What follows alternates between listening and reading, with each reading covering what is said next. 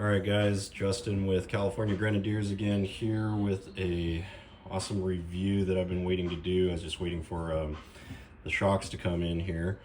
But as you guys know, I've been running these Eibach shocks for quite some time. Eibach prototyped their springs, the 2.5 inch and 1.7 HD springs on our rig. And they also prototyped these shocks, so it's been cool to be able to go through a couple of different iterations of these. This final iteration, it has these thicker eyes and grommets. Before they were like pretty thin. Now these are substantial enough, and I think they'll last. And they're a great option, a great shock for the price. I think they're about 300 bucks a piece. It's pretty good quality, you know. It has like this billet clamp, which is kind of cool. It's got the hard line, which is nice, and it has the Schrader valve to kind of adjust your nitrogen pressure if you needed to. The only thing is that this is a smaller shock. This is a 2.0 shock, which is probably sufficient for most people's needs on the road and stuff, even off-road. This car isn't really designed to go super fast, so that's kind of one of the things that people might be like, oh well, is it undersized for the vehicle? I don't think it is. I would definitely prefer a 2.5 inch size shock for this weight class of a vehicle. I think they may be working on a 2.5 version, which would be cool. What's nice about these is that they pair very well and are tuned to the springs that they've developed, so that's nice. The only other thing is that these are essentially a disposable shock. If you blow these out, that's pretty much it. You can't rebuild these. There's no means to do that. And you know, the price point, not necessarily worth it to rebuild something like that. You would just buy a new one. But this is a great option for people that aren't trying to get crazy in the whoops or anything, or don't need a ton of articulation from a longer shock, which isn't really going to matter because a longer shock's not going to be possible in the front without a drive shaft that's going to be able to tolerate that and longer brake lines. We have yet to have anyone develop a drive shaft that does not vibrate, either on acceleration or coast or under load. So still waiting on that. The drive shaft that I had made, it worked, but it vibrated a little bit, got a little annoying, and it started to develop like a U-joint clunk because the angle is so extreme. So I think the U-joints were wearing pretty quickly. So we'll see. You know, Agile's got like a high angle single jointed shaft. They say that vibrates on coast. That's better than vibrating under power, because then at least when you're driving somewhere, it's not going to vibrate that much, whereas on coast it's just going to vibrate a little bit when you let off the gas. We'll see if anybody tries to build yokes that can receive 1350s. I think that will decrease the rise over run angle and hopefully decrease the amount of angle overall that's placed on the joints, and thus decrease vibration. But that still remains to be seen. We'll see if anybody does that. I think the ultimate solution is probably going to be a double card-in on the transfer case side, which is typical of most vehicles with a solid axle, and then a single joint on the axle side, but in a high angle format. So it could tolerate a little bit more angle, but won't be as heavy as a double card-in jointed shaft. Maybe a slightly narrower shaft or lighter shaft might work, but I think 1350 is the size that we're gonna need at least.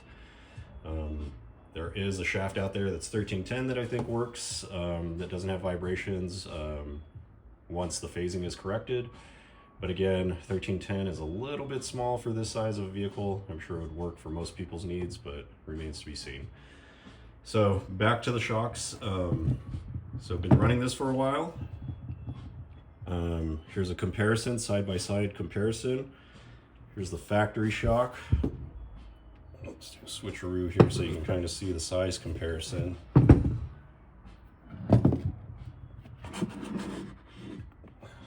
the factory shock. I mean, the factory shock is maybe slightly thicker than this body, the shock body. Actually, it goes like this. So the Eibachs don't have a shroud. So it's like slightly thicker. But again, this is tuned a little bit better probably, you know. I noticed that there was way less body roll with this shock. It does have a lot more rebound than this shock. But it's a little bit small. That was my only real main concern when they built these. But you know, they didn't know how the market was going to do, you know, and a lot of people are running these and they're getting great success with these. So I think it's going to be okay. But you know, always room for improvement. So I was fortunate enough to connect with the folks over at Koni. Aaron, their marketing guy, kind of reached out to me and saw some of the wheeling I do and like how I'm building the rig, and you know, he said, hey, would you be willing to try these shocks? And I'm like, yeah, I'll try them, you know. I'll do a comparison. I heard a lot of great things about these shocks. I mean, they have a pretty good legacy in the Euro world. A lot of safari type stuff and Dakar type stuff, you know, they do race car stuff too.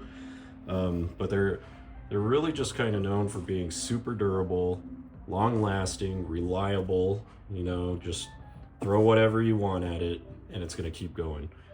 And I mean, you can really tell from the robustness of this shock. I mean, a good comparison is the factory shock, right?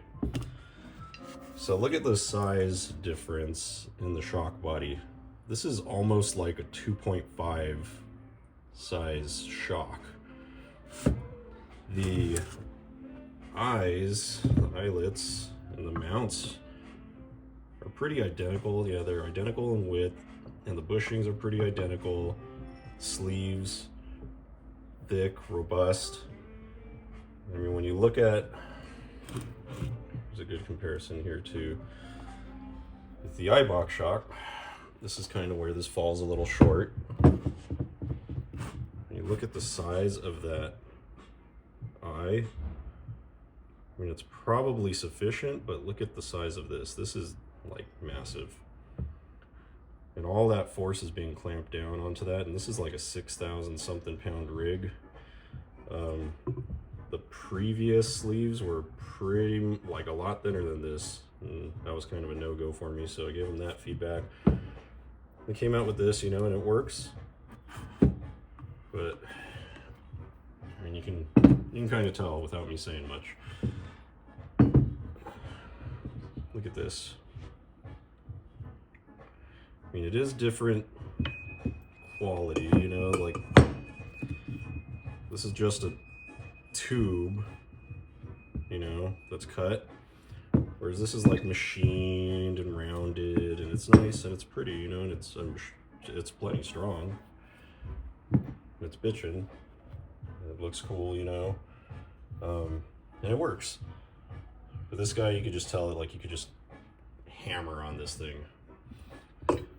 Not that you would, but I mean, if you're using this vehicle for its intended purpose, it's supposed to go remote places and you're not supposed to have to worry about anything failing.